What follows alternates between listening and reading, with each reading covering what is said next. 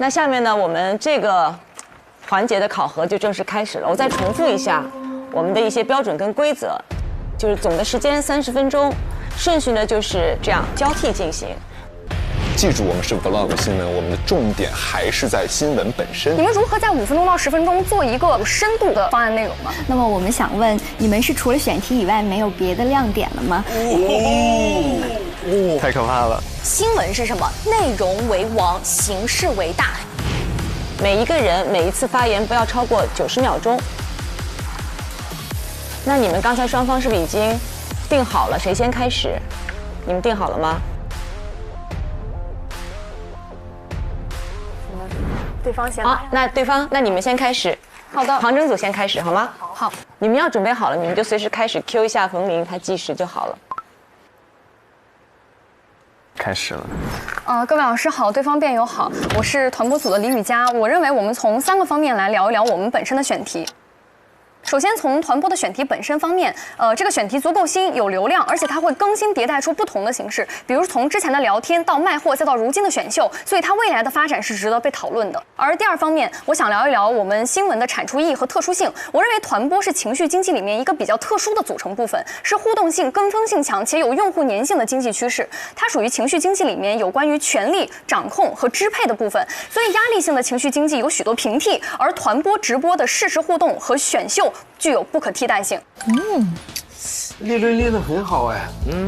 最后，我们想说一下我们的落地方面，我们的落地性是很强的。当我们在看一个新闻评述，或者说一档新闻节目的时候，我们想在一个大的平台、主流媒体的平台，想看到的是什么？我们可能想看到的是在权威平台对于一件问题的深度解析，因为我们可以看到接触不到的专家、接触不到的观点，在这个地方有思维的碰撞，而主持人在里面充当一个嘴替的角色，来帮观众问出一些问题，而非说我在形式上一味的进行创新，不回应或者说较少回应观众的一些情感关切。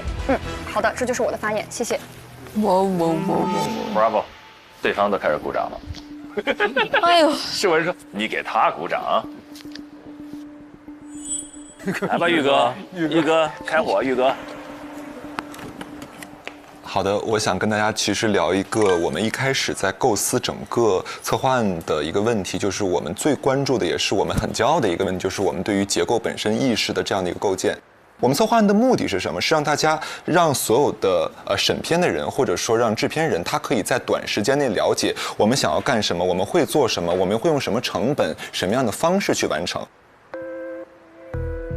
那么从我们的整体的这样的一个思路来看，主题、标题、片长、定位、对标、可行性、制作目的、意义、受众、亮点，它具体内容和人员分工，它其实是一个非常短时间内可以告诉大家我们可以在这个时候做什么。而在具体的节目主体内容里边呢，我们还运用到了非常明确的结构意识，不管是我们戏剧里边很常见的开端、发展、高潮和结尾，还是说我们用比如说经典的戏剧的理论，立主脑、剪头绪、密针线、脱窠臼，那我们通过这样非常紧密的结构呢，让我们整个的这样的一个片子不仅用非常严谨的方式呈现给大家，而且我们的结构是有对象意识的，我们是有问题意识的，我们是有主题意识的，而且它是一个可落地的内容。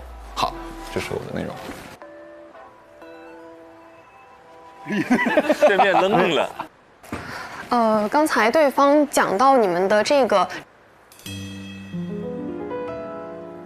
整体的框架，你们觉得特别好，但是其实刚才对方在讲述的过程当中，我留意到其中一个点，就是你们有提到你们的内容是希望可以在新媒体平台上播出，同时又可以在大屏端播出的。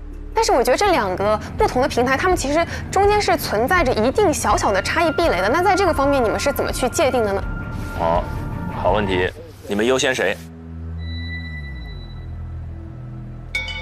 那另外还有个就是，我觉得我们的这个主题就是非常好。我们的这个主题它是具有故事性的，很多时候人是感官动物和听觉动物，在我们听到一个东西或者看到一个东西的时候，我们会第一时间觉得这个是我们好奇的，这个点是我们想去了解的。那我觉得像团播这样的一个平台，他们同时给我们呈现的是更具有所谓的音效、妆发，然后再加上更多很惊喜的部分。新闻有一个很重要的点，就是它发生在我们的日常生活当中，我们随时打开手机就可以看到，它是我们感兴趣的，并且猎奇的。谢谢。我简单回应一下对方。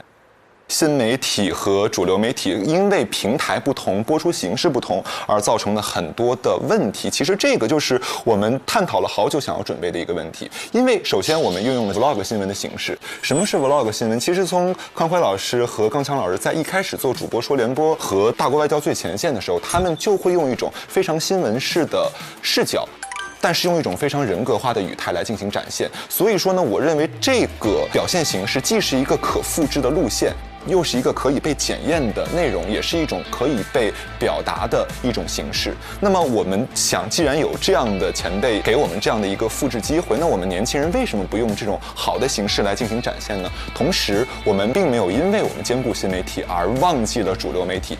记住，我们是 vlog 新闻，我们的重点还是在新闻本身。所以说，我们又摊了一张大饼，同时呢，每一个上面都有它的美味。好，举例子还是辩论里比较有效的一种方式哈。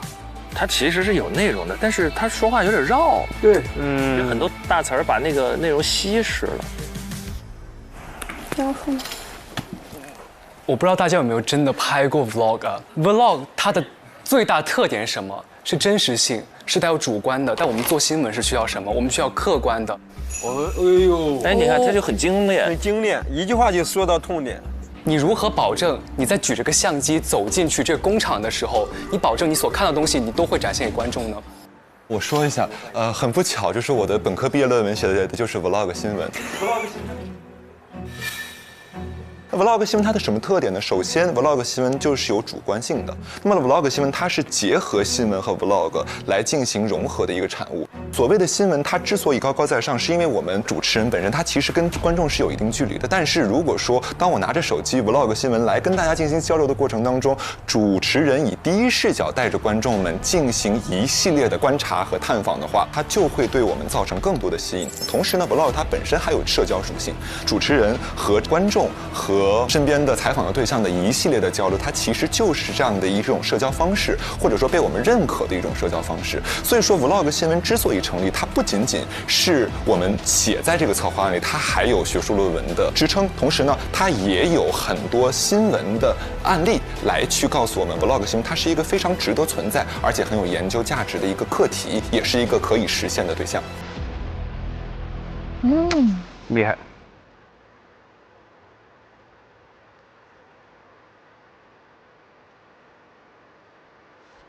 谁来反驳？然后叙述结束之后，看他们怎么回。如果他们回说质疑了我们的问题，那我们这边就要你们两位，要选择一个人，要先去反驳一下他们，就是先反驳他们的观点之后，再叙述我们好的观点，不要讨论他们的话题。对，这是打过那个辩论经验的，就一回应赶紧回来，对，回到自己的己方战场。好，那我回应一下对方辩友啊，因为刚刚你说到了，其实我们并没有去细节上去说出你们到底有哪些问题，因为不说是代表我们的尊重，具体的评判会由老师们来进行分析。我们的坚定立场是我们的节目好，所以我们更加专注于说我们有多好。不是说不说你没有，是我们不说。干得漂亮。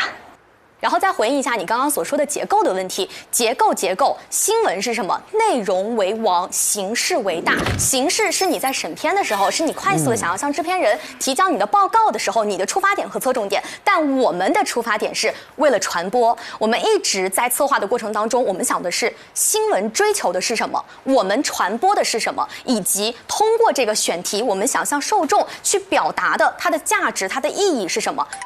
这就回来了，回到己方的传播优势。新闻是心境发生的所见所闻，我们的选题是具有时效性的，是现在的爆点和热点，这是我们在选题上去做的一个功夫。而且我觉得选题它就是决定着这条新闻的一个核心的质量。不断强调这一点。跟热点吗？对，新闻专题，你得新的，你得热呀。相比较于对方组，我觉得我们有一个很大的优势，其实就是我们这个选题的热度、时效性以及它当下的话题曝光度。我觉得这个点我们是可以稳抓的。对，我们可以从不同的方式去验证这个点，因为我们一档新闻的成败，不就是选题吗？对啊。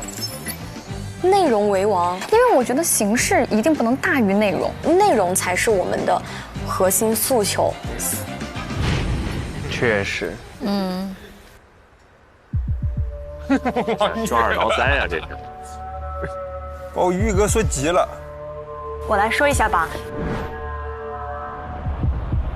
就对方说的选题是不知道有没有说我们不新的意思，但是我们关注到就是现在央视网、新华社这些主流媒体在7月15号前后都发布了关于这个情绪玩具它是否存在问题这样的一个调查性报告。并且我们知道，像脱贫攻坚这一些议程性的新闻，它其实这个新闻的时间有5年多的时间，我们也不能说它不是一个新闻，这是第一个点。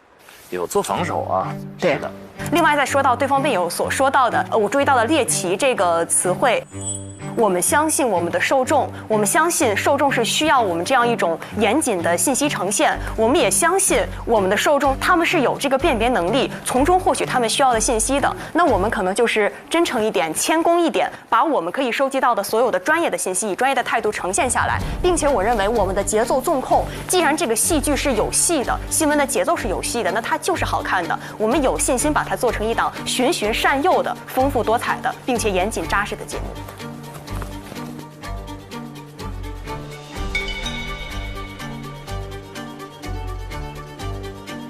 而且我补充一点，我们的节目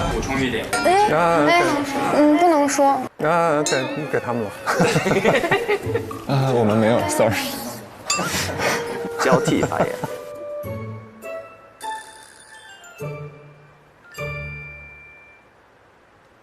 其实我认为我们今天 focus 在的点是选题，然后刚刚你也提到了，你看过的一些主流媒体的平台，但其实我翻阅过了这几个主流媒体的客户端，然后我总结出这么的一些数据。在新浪微博上，最近的一条关于捏捏的新闻是7月22号，而关于团播的新闻是昨天的下午6点10分。上数据了。第二个我可以搜到的是人民日报的客户端。关于团播最近的新闻是7月20号，而关于捏捏最近的新闻是5月28号。第三个是今日头条，关于捏捏最近的新闻是5月28号，而团播最近的新闻是2个小时前。是2个小时前。哇，干得漂亮！谁新？太狠了，刀刀见血呀！谁新？一目了然。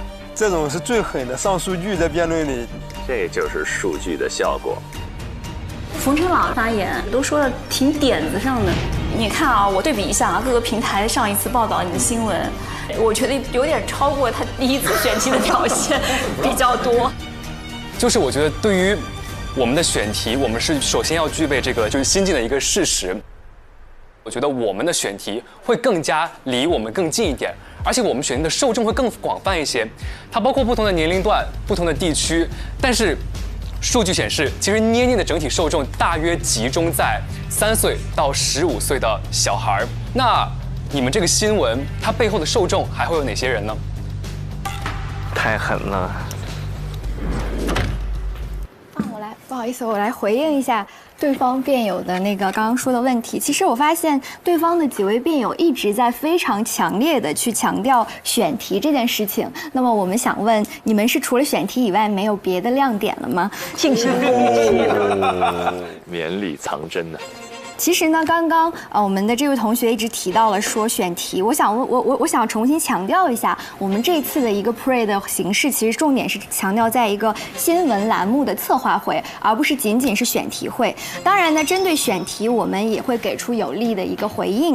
像你们提到的团播的这个选题，我们其实非常认可你们的选题，我们觉得你们的选题非常的有趣，也非常的新颖，同时具有时效性。但是呢，我们觉得有一点点的遗憾，可能在听完你们的 pre 之后，我们觉得你们并没有特别深度的挖掘出来团播这件事情和我们的情绪经济之间的一个深度的链接和关系。这是论点的攻击了。对，原委可以。同时呢，也没有给到我们的屏幕前的观众朋友更多的一些启发和建议。当然，反之看到我们自己的节目呢，我们其实选择了一个比较守正出奇的这样的一个选题。刚刚对方辩友提到说，觉得我们的这个话题有一些老套，没有特别强的一个热点性。那么我们其实，在刚刚的讲解当中，也一上来就点明了我们的这个话题是一个长效性的热点话题，它始终具有一个比较高的社会关注度。好，对方辩友虽然整体的表述非常的温柔啊，但我觉得攻击性也是一点都不差。首先回应一下，其实我们一直在说选题，我们已经达成了一个共识，就选题一定是重要的，所以并不是因为我们并没有其他的亮点，而是因为我们把最重要的放在最先说。接下来我相信我的各位的同事，他们也会依次的去论证我们其他的一些亮点。那我就要说到第二个亮点了，就是新闻的价值，因为新闻的价值就是能够体现出我们在前期策划到中期播出到后期传播，它整个过程当中我们整个节目的完整性以及它的意义和价值感，最终去看这条新闻它到底有没有价值。那团播这个事情，我们如果能够通过新闻的形式让更多的人看到它，我们就能够让这件事情形成一个更加正向的循环，它能够更加的规范化，能够更加的合理化、精细化，也是从生产到消费的这个循环，去以消费倒逼生产，让它向着更加精品化的内容去发展。当然，团播一定是有好有坏的，但是潮水退去之后，我们知道谁在裸泳，不好的会被淘汰，那能够优胜劣汰出来的，就是我们最终所需要的内容。谢谢。我的妈呀！厉害！唐征老师真的针锋相对呀。刚刚对方提到了一句话叫做可食性，那么我现在有一个非常想要虚心请教的问题。刚刚看了大家的表演，我想知道刚刚的表演是可以搬到东方卫视或者同等类型的上星卫视的新闻节目当中去进行演绎的吗？加班加得好累呀，刷会扫腿舞吧。哇，这个不错，给他们刷礼物了。人家在宣讲啊，对，人家在呈现这个形态。有人回答我吗？好，我来回答。因为我们的表演只界定在我们的宣讲模式，并不是说我们的节目。所以我觉得你们同学，我们的模式是你回答完之后要坐下，然后我来反驳你，谢谢。然后我说完，你可以再次站起来，谢谢。请我们尊重规则啊！哇，气场拉满了，女王范儿。然后刚刚其实我们在强调一个点，我们已经把选题这个点过去了，但是你一直还在不依不饶，是不是也觉得我们的选题其实确实是更新、更贴近生活以及更有价值的？哇，黄总也太会了，干得漂亮！然后再来一点呢，你刚刚说到了一个完整性，完整性是什么？是在我们可操作、可落地、可实行的范围内，能够把我们的每一项节目和结构内容能做到小而美，而不是大而全。有的时候呢，什么都想要，可能会害了你。结束。你看看这个经验不足啊，小伙子，送到枪口上了。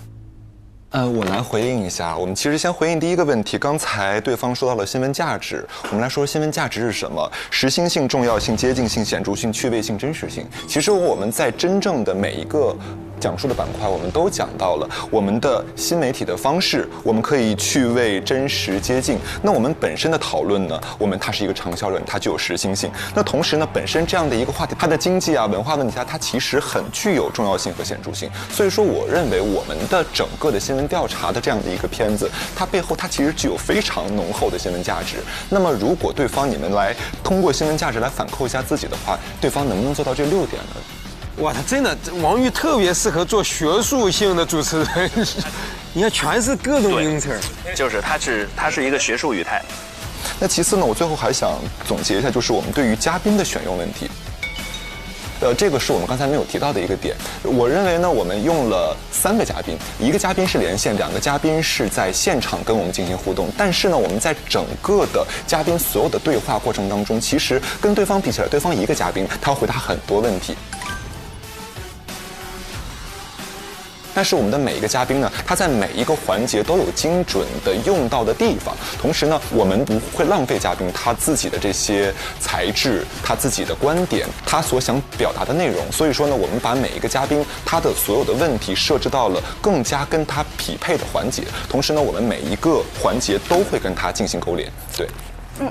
好的，我来先回应一下我们的嘉宾数量为什么只选择1个，是因为我们把最主要的部分都放在了采访和访谈的部分，我们想把更多的时间去花在一个嘉宾的身上，然后让他从不同的角度，比如说从经济学的角度，从网络视听的角度，我们选的一个嘉宾也是他也本身是具有多面性的，我们想通过跟他的长效和长时间的交流去跟他进行一个沟通。我们知道这个最后的节目呈现只有30分钟，对方的所有的形式加下来，我估计每一个部分的加起来的内容应该就是5分钟到10分钟左右吧。你们如何在5分钟到10分钟做一个比较有深度且有意义，且把每一个嘉宾都用到实处的方案内容呢？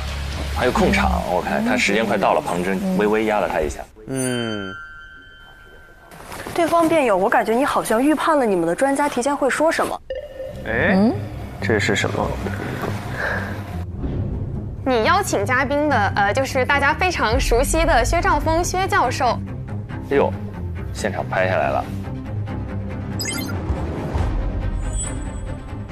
而且他们预设了专家的问答，这个很重要，这个很重要，快这点，严损新闻的客观性。并且，因为我确实对你们的选题真的非常感兴趣，所以其实我有一个点想问，就是传播这个东西，它赚钱盈利的模式是什么？哦，这样的一种商业模式，它算不算某种程度的灰色地带？哎。但是我看刚才对方辩友在 pre 的时候，我好像有注意到你们会认为这是一种脱下孔乙己长衫的一种方式。我不知道你们有没有考虑在跟嘉宾的选取和访谈里面去提到这一点。斯文其实每个攻击都到了要害。薛兆丰教授好像是研究宏观经济学的，我们觉得你们的选题是一个社会学属性非常明显的一个选题，所以其实我也很期待看到一些真正的专业领域对口的、从事这个领域研究的一些专家来做对应的一些分析，这是我们想提供到的一些启发和建议。哇，这个薛老师要是听到了。薛老师会说：“我可以。”薛老师做经济学的大众传播，就是在社会现象里去找经济学的原理，找切口。最后3分钟。好，我先说一下这个预判的问题啊。其实凡是做过节目的人，无论是主持人还是编导，还是作为一个节目的导演，预判一定是需要的。但我们预判的不是具体的，它一定逐字逐句它要说什么，预判的是一个方向，预判的是一个话题，预判的是这个事情可能的走向，以及我们到时候去临机应对的一个办法。哎呦，庞征真的是今天表现得很好。再来，我们今天这个节目，为什么我们一直在强调我们很好？其实是从几个不同的方面。首先，我们的选题足够新，而且它具有更大的话题曝光量。其实，在传播还是在这个新闻报道的价值上，它是具有先天的优势的。然后再来，它的信息更加的真实和全面。我们既有线下真实的探访，也有线上的一个现场的对谈，以及我们的数据都来自于真实可靠的官媒的数据。再来就是在结构形式的设计上，我们整个框架逻辑是层层递进的，它形成了一个完整的闭环，所以它的选题新，它的逻辑轻，而且我们有信心也有能力把它做好。这是一波很好的防守，庞征一直是防守。既然是最后1分钟了，我们就缓解一下大家的情绪啊，我们一一回应一下对方的问题，然后我们做一个简单的总结。其实我们非常认同我们的预判是要存在的，包括因为我们有了预判，我们才可以选择嘉宾，对不对？但是预判不应该成为主流，对不对？什么意思？我们在对方的所有的问题当中，我们会觉得，如果这个教授他不是薛兆丰，他是任何一个人也可以，他可以是吴晓波，他可以是施展，他可以是项彪等等等等。但是这样的预判，我认为他应该我们带着预判的想法去找我们对应的人，然后呢，让每一个人的采访来去反哺到我们的新闻当中，所以他才可以碰撞出更有意义的内容。我们来回到策划案本身，其实这个策划案本身，我们想要说什么，是我们能去有一个提案的能力。那这样的提案能力，它会展现出我们真正有去把这个片子做出来的能力。那么它的展现的标准就是说，我可以清晰地呈现出我想要表达的内容、主题、结构，我的所有的考虑。所以说，我觉得我们的结构的完整性以及我们对于主题本身的坚持，让我们做到了这一点。还有我们的配合，还有我们的配合。好，谢谢大家。很精彩，很精彩。可以。我先说一下，大家的辩论非常精彩啊！像我这样一个日常非常淡定、心跳很慢的一个人，此刻心跳比刚才明显加速了很多。我非常兴奋，兴奋的原因是我看到了你们每一个人的优秀和未来的可能性，而且我能够明确地感受到你们每个人都有着非常丰富的阅读量，是未来你们做所有节目的一个基础、一个宝库。我觉得确实，我们4个人非常统一的观点是，觉得你们这2组完成的都相当好，真的，其实是超出我的预期的。我不知道你们怎么看？完全真的啊，真的，实话实说，超出，比第1期的任务完成度还是高。对，完成度要高很多。这么短的时间，当然不是说没有缺点啊。薛兆丰是一个好嘉宾，但让他打全场，对他要求真的很高啊。又要讲年轻人的心理状态，又要讲经济，然后又要讲未来的趋势，他一个人讲不了那么多，能完全代表你们这整个的报道的观点吗？你们这里面有一个部分叫传播江湖的争议与破局。那既然是争议，就说明观点应该是来自不同角度、不同方面，对吗？对，是的。那你选择一个专家来阐释不同角度的观点吗？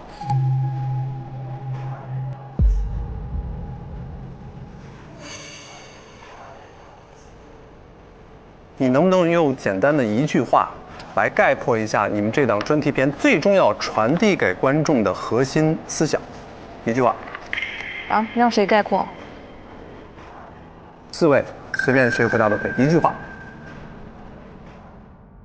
看见情绪本身背后藏着庞大的生产力和很多的问题。